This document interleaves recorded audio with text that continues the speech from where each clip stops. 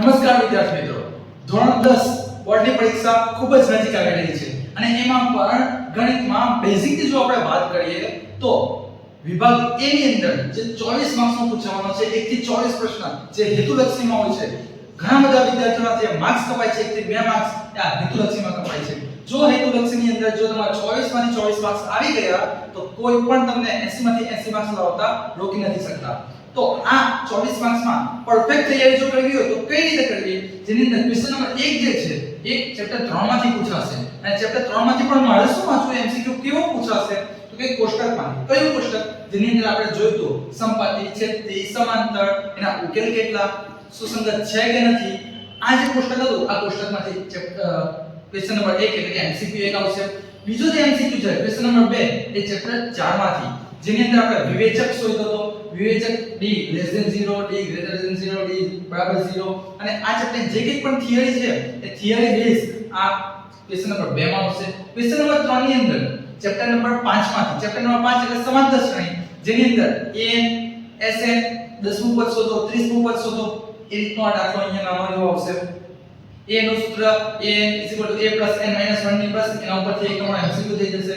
Question number 4 MCQ જે 4 જે છે એ 7મું ચેપ્ટર યામ ભૂમિતિ, એ પણ અંતર સૂત્ર ખાસ કરી જવું. આ જે એમસીક્યુ આવશે અંતર સૂત્રમાંથી જ આવશે, કાં તો બીજો પૂછાઈ શકે તો મધ્ય બિંદુમાંથી આવશે. મધ્ય બિંદુનું સૂત્ર x1 + x2 છેદમાં 2, જો 3 યામ આપ્યો તો x1 + x2 + x ના છેદમાં 2, એ રીતના મધ્ય બિંદુનું સૂત્ર. એમસીક્યુ 5 જે આવશે ચેપ્ટર નંબર 8, ક્યારેય મિસ નહીં કરતા, કારણ કે આ ચેપ્ટર નંબર 8 ત્રિકોણમિતિ બધા સાઈડ પર લેશે, પરંતુ આ એમસીક્યુ કેવી રીતના પૂછાશે સૂત્ર ખાસ કરી જવા. sin cos સાબાના છેદમાં કર્ણ, પાબાના છેદમાં કર્ણ, કિંમત છે sin 0 30 45 60 90, એની ઉપરથી આ ક્વેશ્ચન નંબર 5 આવશે. ક્વેશ્ચન નંબર 6 એ ચેપ્ટર નંબર 13 એટલે કે આંકડાશાસ્ત્ર. આંકડાશાસ્ત્રની સંભાવના જે બે ચેપ્ટર છે ક્યારેય મિસ નથી કરવાના, પરંતુ આની અંદર એમસીક્યુ કેવો પૂછાઈ શકે. યાદ હોય તો n x બાર z આની કિંમત આપી હોય, બે ની કિંમત આપી હોય, ત્રીજાની કિંમત શોધવાની. ક્યાં તો પછી બીજું એક સમીકરણ આપણે જોયું તો z = 3m - 2x બાર, આ સૂત્રની ઉપરથી આવી શકે છે. આ પછી આપણે જે ખાલી જગ્યામાં જો જોઈશું, આના પછીનો જે ક્વેશ્ચન નંબર 7 છે, તો ક્વેશ્ચન નંબર 7 થી લઈને ક્વેશ્ચન નંબર 12 એ તમારે ખાલી જગ્યા પૂછાશે. ખાલી જગ્યામાં પણ તમને ઓપ્શન મળવાના છે, પરંતુ પ્રશ્ન કેવો પૂછાઈ શકે તો ક્વેશ્ચન નંબર જે 7 છે તો આ 7 માં ચેપ્ટર નંબર 1 માંથી પૂછાશે, જેની અંદર તમારે ખાલી ગુસ્સા અને લસા બસ બે જ વસ્તુ કરી જાઓ, ખાલી જગ્યા તમારી સોલ્વ થઈ જશે.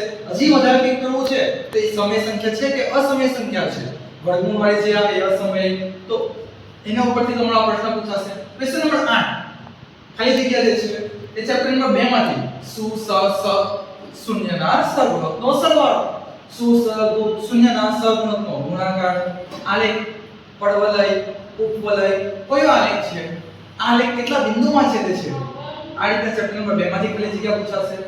ક્વેશ્ચન નંબર 9 ની અંદર ચેપ્ટર નંબર 14 એટલે કે સંભાવના, સંભાવના અને આંકડાશાસ્ત્ર આપણે આખું જ કરવાનું છે, શક્ય પરિણામની સંખ્યા શોધવાની. ક્વેશ્ચન નંબર 10 ચેપ્ટર નંબર 8 જે આપણે આગળ વાત કરી છે જે એમસીક્યુ માં એ સૂત્ર આપણે તૈયાર કરવાના અને ખાલી જગ્યા એમસીક્યુ ચોપડીમાં આપ્યા છે. 8.3 પહેલાના જે સૂત્રો છે એ પણ કરી જવાના છે, sin square theta plus cos square theta = 1, અને 8.2 ની અંદર પણ તમને ઓલરેડી તમને ખાલી જગ્યા અને વિકલ્પ આપ્યા છે સ્વાધ્યાયની અંદર, તો ખાસ તૈયારી આપણે એ ચોપડીના જે એમસીક્યુ છે એ પણ કરી શકીએ. ક્વેશ્ચન નંબર 11 જે ચેપ્ટર નંબર 10 માંથી પૂછવાનો છે, એટલે કે 10મું ચેપ્ટર એટલે વર્તુળ, તો કેટલા બિંદુએ સ્પર્શક છે, સ્પર્શક છે એના ઉપરથી આવે છે. ક્વેશ્ચન નંબર 11 એટલે કે છેલ્લી ખાલી જગ્યા એ આપણે 13મા ચેપ્ટરમાંથી આંકડાશાસ્ત્રમાંથી, જેની અંદર આપણે આગળ જે વાત કરી છે એ જ રીતે કિંમત આપી હોય અને કોઈ પણ એકનું મૂલ્ય શોધવું, આ રીતનો પૂછાઈ શકે. આના પછીનો જે આપણે જોઈશું એ એટલે ખરા ખોટા, જેની અંદર ક્વેશ્ચન 13 થી લઈને 16 એટલે 4 ખરા ખોટા પૂછવાના છે. તો પહેલું ખરું ખોટું ગુસ્સા અને લસામાંથી એટલે ચેપ્ટર નંબર 1 માંથી, ચેપ્ટર 1 માંથી માત્ર 2 માર્ક્સ નું છે, એક ખરા ખોટું છે અને એક આગળ આપણે ખાલી જગ્યામાં જોયું તો 2 જ માર્ક્સ નું છે. ક્વેશ્ચન નંબર 14 ચેપ્ટર નંબર 2 માંથી જે આપણે આગળ વાત કરી શૂન્યની સંખ્યા શોધો, કોઈ બહુપદી આપી દીધી અને કોઈ શૂન્યની સંખ્યા આપી હશે કે આ શૂન્ય આટલા થાય છે, આલેખ છે, તો કોઈ આલેખ આપી દીધો, આ બિંદુને x અક્ષ પર કેટલી જગ્યાએ છેદે છે, y અક્ષ પર કેટલી જગ્યાએ છેદે છે, આને લગતીને એક ખરા ખોટું પૂછાશે, કેટલા બિંદુમાં છેદે છે આપણે વાત કરી એ પ્રમાણે.